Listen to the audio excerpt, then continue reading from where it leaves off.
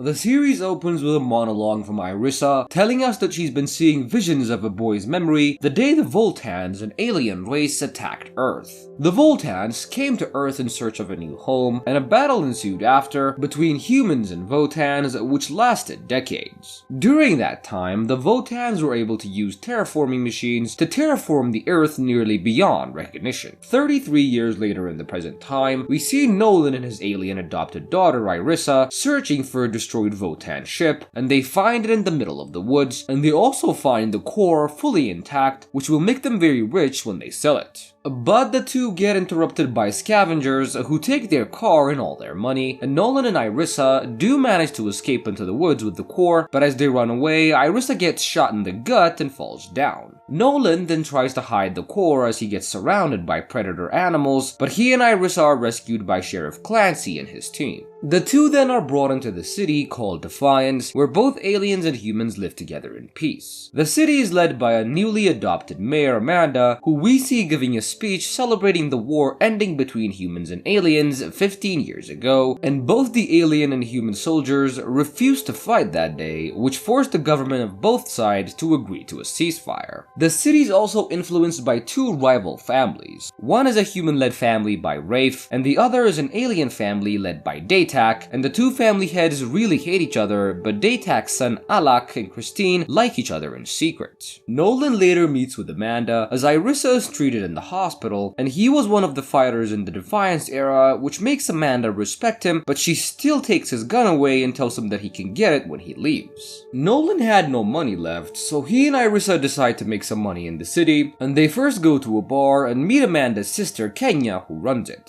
Nolan flirts with her a little, and she tells him that he can make good money in a fighting arena. But after fighting a tough opponent and winning, he gets scammed out of his winnings by Daytak, who takes most of the money. Nolan then returns to the brothel and uses the last of his money to hook up with Kenya. I guess every man has his needs. Meanwhile, at a party, we see Alak and Christine dancing together, which gets rudely interrupted by Christine's older brothers, Luke and Quentin, and Luke and Alak then get into a fight and they almost kill each other, but the fight is broken up. Luke then leaves to meet with a mysterious person, but later that night, he's found dead in the bushes. Rafe hears about his son's death, and after learning about the fight earlier, he goes to the bar to confront Alak. Amanda and Clancy accompany him as they try to calm him down, but Rafe is convinced that Alak killed Luke, and he brings his team to grab him. Nolan, who was still in the bar, jumps in and tells Rafe that he was playing with him the whole night, but Rafe doesn't believe him either. Christine then comes in and reveals that Alak was with her all night, which makes Rafe more pissed, and he pulls out his gun to shoot Alak, but Nolan stops him and a fight breaks out. Nolan and Irisa then start disarming and taking out Rafe's men, but everyone stops fighting as Christine shouts Clancy has been shot and he dies on the spot. Amanda then takes control of the situation and she lets Nolan track down Luke's killer, and Irisa stays with Tommy. And as the two talk, she reveals that Nolan saved her as a child by killing her parents and raised her as his own. Nolan keeps on his investigation and finds an alien blood on the scene, revealing that it was an alien who killed Luke, and Amanda then remembers her assistant, who is an alien named Ben, who was acting very suspicious that night and also had a limp, which indicates that he was hurt while Luke was trying to defend himself. Nolan and Amanda then drive back to her office, but Ben had already gotten into the city's control room and killed the operators and disabled the city's defenses. He then tries to run away, but as he's chased by Nolan, he gets stopped by Rafe, who shoots his car and crashes it. Ben is heavily injured, but tells Nolan that the Volg, a different race of Voltans who are on the war-oriented side, were coming. This means doom for the city, as the Volgs are very powerful, but Amanda gives an emotional speech and convinces the residents of the city to stay and fight. Meanwhile, Nolan and Irisa get their reward for the tracking, and they leave the city to continue their journey to Antarctica, which they heard is a utopia. We see them go to the forest to retrieve the core, but Nolan changes his mind and proposes to use the core to help the people of Defiance. And this really angers Irisa, and she takes the car and leaves. Nolan returns to Defiance with the core and gives it to them so they can power their defense system, and he then holds the line at the front, fighting off the Volgs as they set up the core, but the Volgs are too powerful and they start moving forward faster, which doesn't give enough time for them to set up the core, and then out of of nowhere, Irisa returns with the scavengers and slows down the Volgs. This gives them enough time to set up and use the core to take out all of the Volg's army. Amanda then offers Nolan the sheriff badge and asks him to stay in the city, which he begrudgingly accepts. The next morning, we see Alak and Christine getting engaged, with only Daytak and his wife Stama watching as they plot to use Christine to destroy the Wraith family. We then see Mr. Birch, the man who sent the Volg to attack the city, discussing what he should do next with the previous mayor of Defiance, Nikki. Next we see Daytak and his men torturing a man publicly for being a deserter during the fight against the Volg. Nolan, seeing this as immoral, tries to stop it, but Daytak tells him that it's their tradition, which should be respected. Amanda then comes in and reaffirms that the way they keep the peace for long is by respecting everyone's culture and religion. Meanwhile, Birch breaks into the hospital and releases Ben, who was lying unconscious. He then tells him that he needs to finish his mission if he wants to see his family again, revealing that Ben was being coerced to do stuff. We then follow Rafe's family as he and Christine argue about her declining to marry Alak, and they get into a huge fight with Rafe, ordering her to cancel the wedding and her refusing and storming out of the house. Rafe then gets a call telling him that there will be an explosion on the mine, and he rushes to the site with Nolan and Amanda, and they're informed that Ben was the one who created the explosion and escaped through the mines. Nolan then joins Rafe and his men to search for Ben in the mines, and as they get deep into the mines, we see that when the terraforming happened, the old St. Louis with all the buildings was buried underground. Nolan and Rafe take a second to rest and they reminisce about how life was like before the aliens. Meanwhile, Christine has told Alak to slow down on the wedding, which prompts Stama to visit her at her workplace. Stama then tells Christine a beautiful story of her rebelling against her parents and marrying the person she truly loved, which convinces Christine not to cancel the wedding as her father ordered her to do so. We cut back to Nolan and Rafe as they were still following Ben's footsteps, which leads them to a nuclear power plant, and the two immediately figure out that Ben is trying to blow up the plant, which will destroy the whole city. They then rush into the plant and they manage to stop Ben just before he detonates the bomb. Rafe then aims his gun at Ben as he was planning to avenge his son, but Nolan convinces him not to do it since they need to know who Ben is working for. Rafe strongly considers killing Ben, but realizes that protecting his kids who are alive is more important than revenge, but as he pulls back the gun, Ben pulls the trigger and kills himself. Back at the city, we see the man has been getting tortured for hours now, but Irisa has had enough of it, and with the help of Tommy, they untie him and bring him back to the station. Daytak then hears about it, and he brings his men to take back his prisoner, and he rushes to the station, but Irisa and Tommy were waiting with their guns drawn. Amanda then comes to the station shortly after, and tells Daytak that she's pardoned the man, which makes him angrier, but before anything could happen, Nolan and Rafe return to the station and defuse the situation. Daytak then immediately changes his tune and tells Amanda that he accepts her decision, and Irisa and Tommy then take the man back to his family, and the whole city gathers to bury the people that they lost during the fight against the Volg.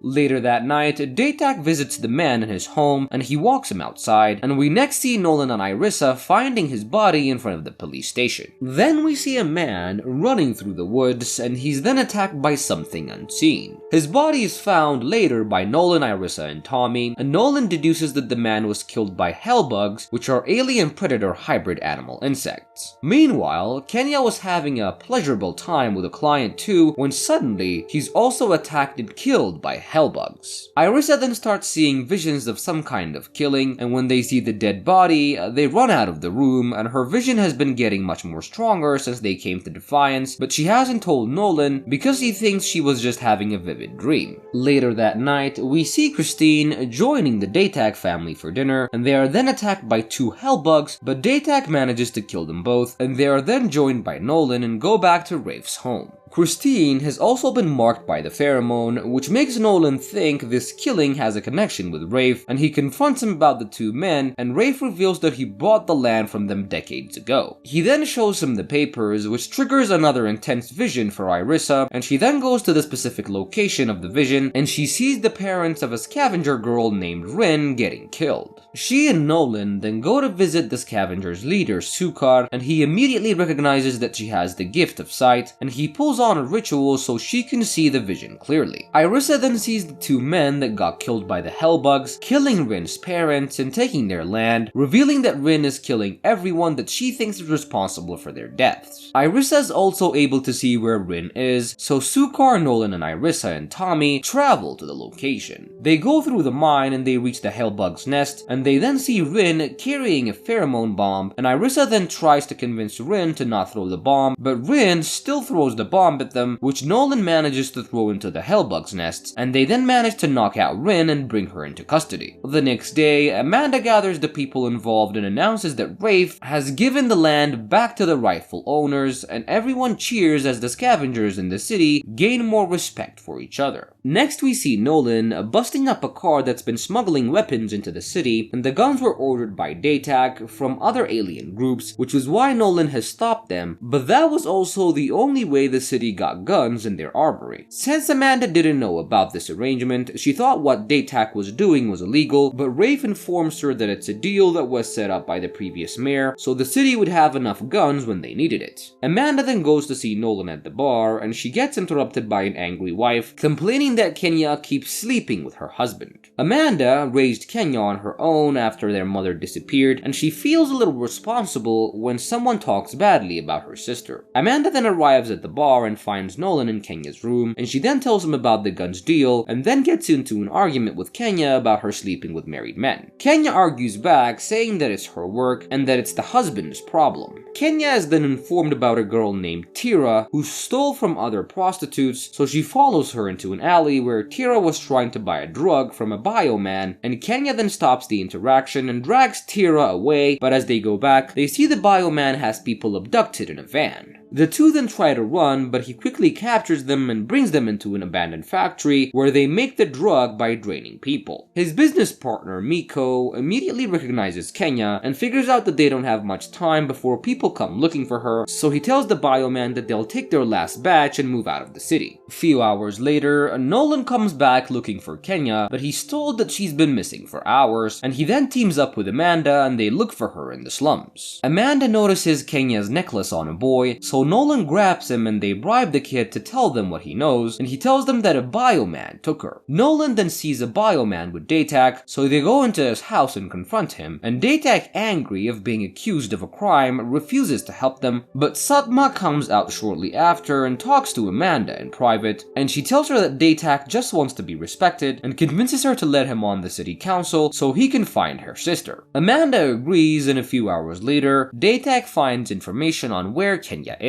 Meanwhile, Kenya wakes up from her medical coma and she kills Miko by smashing a bottle on the back of his head, and just when the bioman attacked her, Nolan gets there in time and takes him out. We then see Rafe and Quentin go to the underground mines after finding a mysterious artifact in Luke's box. They figure out that this might be the reason that he was killed, and they're determined to find out what it does. Next we see Nolan and Amanda boarding a bus to Vegas to transfer Rin and to propose money for a new railway system.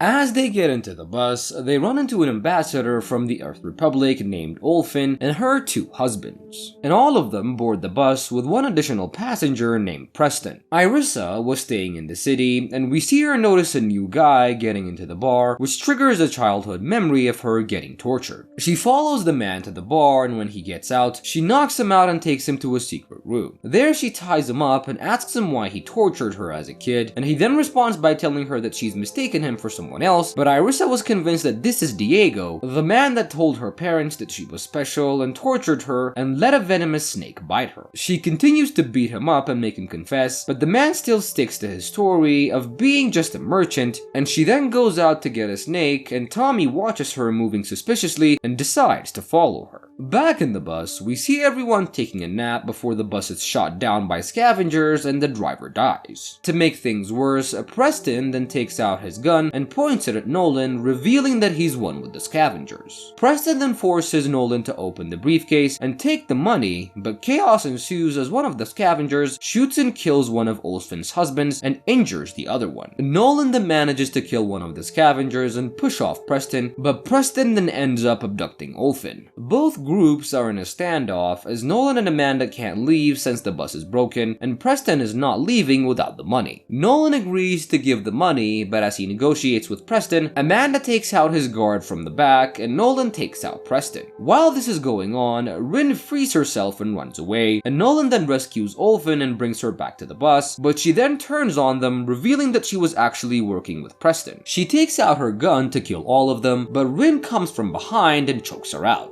Nolan and Amanda then bring her into custody and send her to prison in Vegas, but as soon as Olfin gets into the bus, the officer in there releases her from her cuff, revealing that she has people everywhere. Meanwhile, back in the city, Tommy follows Irisa to her secret room, but before he could stop her, she manages to get Diego bitten by a snake.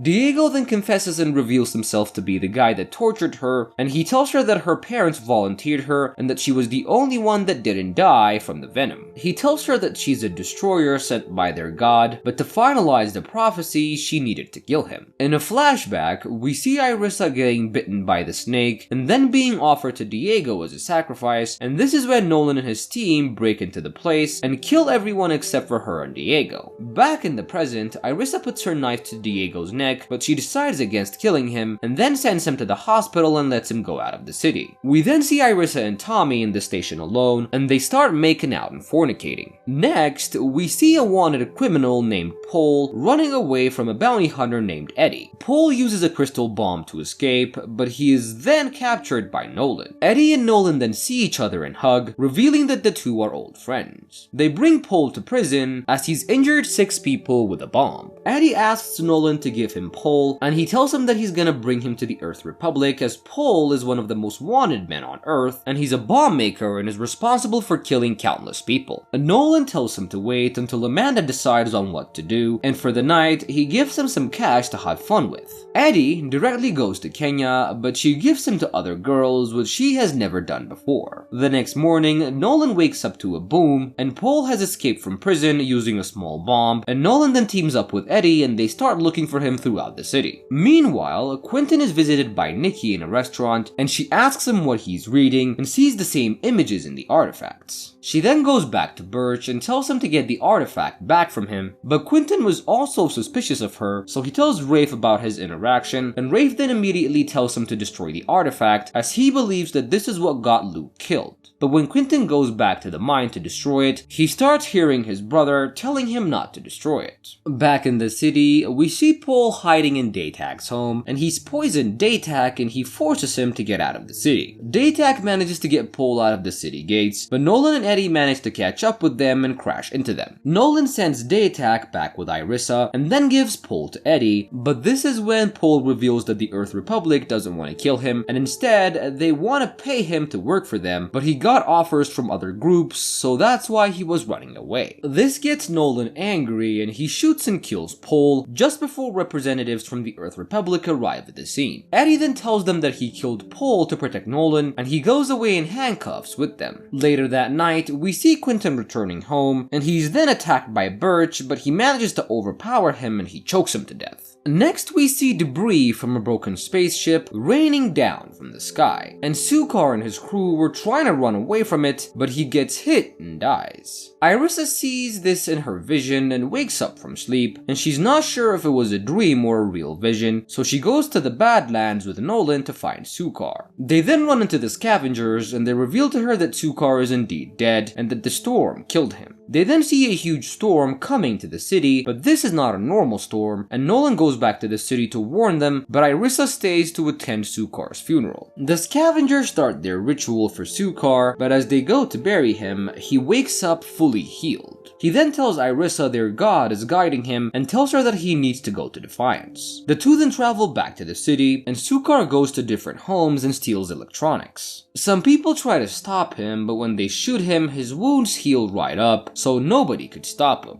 Meanwhile, Stama visits Kenya in the bar, and she came there to ask Kenya to sleep with Alak so he can be good in bed, but Kenya explains to her that humans don't like to be cheated on, and the two then talk and have a drink, and things end with them hooking up. When we go back to Sukar and Irisa, he next attacks Dr. Ul and steals her tech, and then goes to the radio station and starts building something that can signal to a spaceship in the Earth's orbit. The storm passes the city with only a few injured, but Tommy gets badly hurt trying to save another person, so Nolan brings him into the hospital. Ul tells him about Sukar and what he took, and then attacks the signal Sukar sent, and finds out that a spaceship is dropping into the city fast, and she tells him that if the spaceship hits the city, all of them will die, so Nolan rushes to the radio station to stop Sukar. He gets there just in time before Sukar presses the button, and Nolan tells Irisa what Sukar is going to do, but Sukar tells her that this came from God and that she should trust God, but Irisa then chooses Nolan and manages to shoot Sukar off, but then presses the button herself. The spaceship then comes down onto the city, but before it hits it gains full power and reverses and crashes into the woods. Sukar is fatally wounded, and after examining his body, Ul reveals that nanobots from the ship were the ones that were healing his body, but once the city was saved, the nanobots deactivated. She tells them that the nanobots got into his body when he got hit by the storm, and that they used him so they could get control of the ship and to stop it from crashing into the city. Irisa then takes a mostly paralyzed Sukar back to his house, and we see her putting him in his bed. Next we see Nolan and Tommy driving into the desert to investigate a recently crashed spaceship.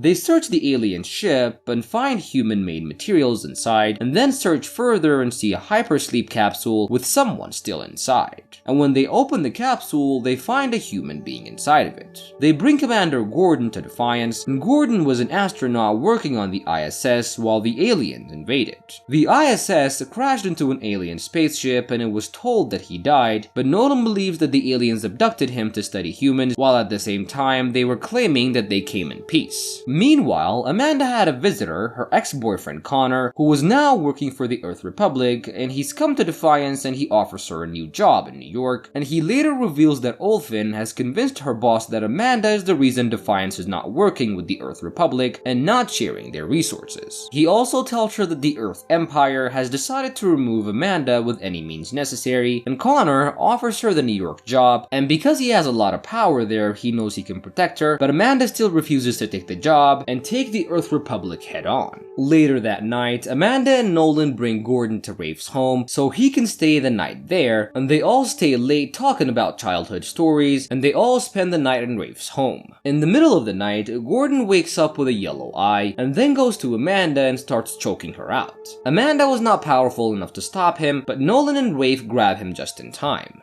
Gordon then turns to normal and apologizes to Amanda, but Nolan still sends him to jail. Meanwhile, the secret affair between Stama and Kenya is continuing, and Kenya has even refused to sleep with Daytak because she doesn't like how he treats Stama. They both know that if Daytak finds out about them, he's gonna kill them both, but they can't go on a day without being together. Gordon goes back to sleep in his cell, but again his eyes turn yellow and he starts throwing himself against the wall trying to escape. Nolan rushes into his cell and stops him, but he notices Gordon's blood is actually alien. He then immediately goes to Ul and confronts her about Gordon, and she reveals to him that aliens abducted Gordon and implanted his memory onto an alien body, and before the war happened, the aliens planned to use the fake Gordon to kill leaders of Earth since he will have access to powerful people. Gordon attacks Amanda because she's a mayor, so his command considers her as an important leader. After hearing the truth, Gordon runs away to the mines to kill himself, but Rafe stops him and tells him about the loss of his son and his wife, and encourages him to see his wife, who he had not seen for 33 years. Gordon decides to leave, but Rafe tells everyone else that Gordon offed himself, and we see that Nolan doesn't buy the story, but since Gordon is not a threat anymore, he lets it slide. We then see Gordon visiting his wife, who is still living in their old home, and she runs to him as soon as she sees him and they hug one another. Back in the city, Nolan was back at Ul's office and asks her if there are any other alien programs that she has not told him about. And just then, a woman bursts into the hospital and asks for help before falling down. Blood is coming out of the woman's eyes and mouth, and Ul then scans her body and tells Nolan a plague has started. Next we see Alak announcing on the radio about the plague, and he tells the residents that the virus is an alien flu, specifically that threatens Irathians, which means that while both humans and aliens carry the virus, only humans get sick, and he tells the people to stay inside until the virus is contained. Amanda and Nolan then visit the sick, and the death toll had reached 6 6 people, already with 21 sick. Yuel tells them that the virus had broken in San Francisco before, so they could get the vaccine from there. The Earth Republic had sent its reinforcements along with Connor to quarantine the whole city until the virus is gone. The town council members meet, and with Datak's lead, they decide to put all the Irithians in the mine until the virus is gone. Amanda tries to argue that this is a bad idea as it will create a bad relationship with them, but she gets outvoted and Rafe and his men go to capture all the Irithians. They manage to capture most of them, including Irisa, but some escape.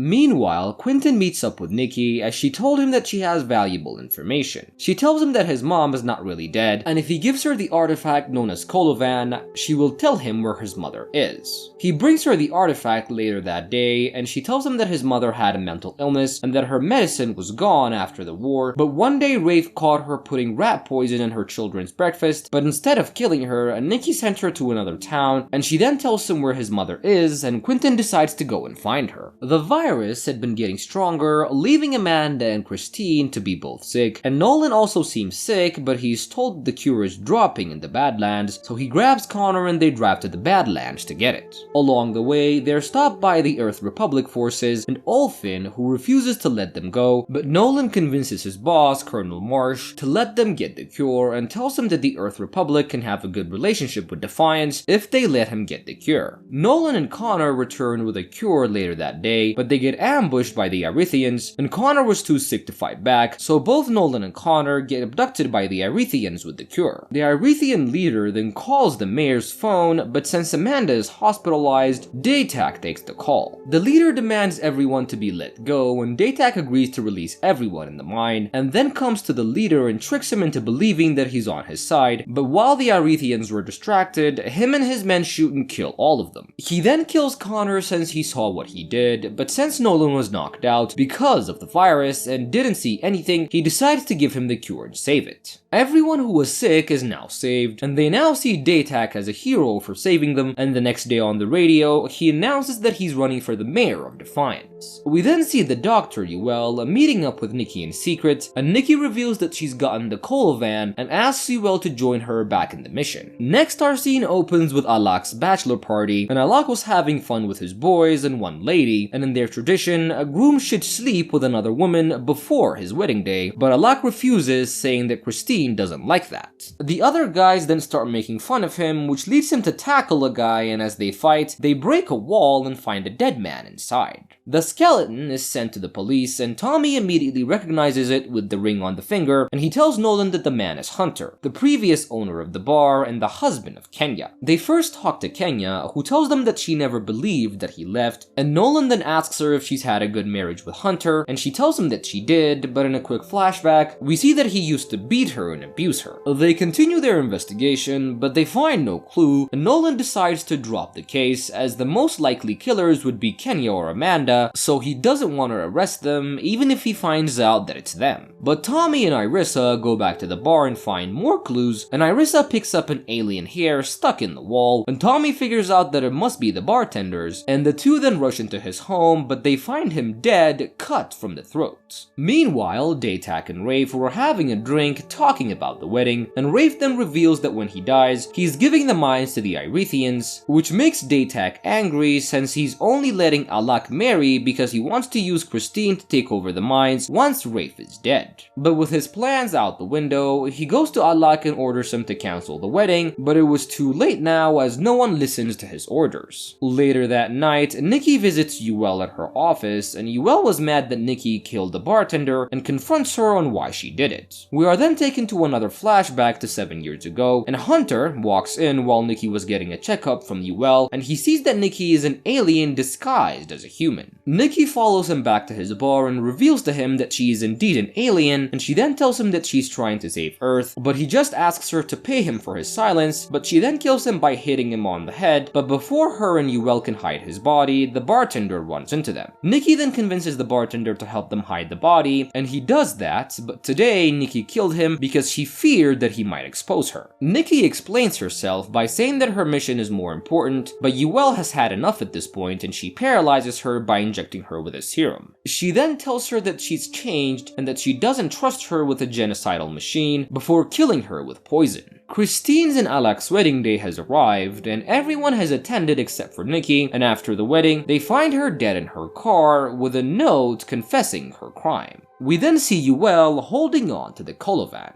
Next we see a memorial service for Nikki, and Amanda first gives a speech followed by Daytak, and both of them seem to have equal followers, but Daytak is not working with the Earth Republic. Colonel Marsh was attending the memorial, and he tells Amanda that if she agrees to work with them, that he will endorse her, and he also tells her that he can protect her from her enemies, but when she asks him who they are, he doesn't say. Next we see Yuel taking out the Colovan and sticking it into a machine, and then blasts it with some blue energy, which creates an immense pain for Irisa. Nolan brings her to Yuel, but she doesn't find anything wrong with her, and Irisa then just starts seeing blurry visions and she leaves. That same night, Stama and Kenya were hooking up again, and Stama reveals that Daytak fears losing, and he's planning to kill Amanda to make sure that he doesn't lose. Kenya then immediately gives the information to Nolan and Amanda, but she doesn't tell them who her source is. Amanda is not backing out of the debate, so Nolan just gathers her team to protect her during the meeting. Meanwhile, Daytak orders Alak to find him someone for a special job. The next morning, the debate starts and both state their case, and Nolan was monitoring the area when he sees a friend of Alak pointing a sniper at Amanda. Nolan immediately draws his gun and shoots the guy, but Alak shouts that it was just a prank.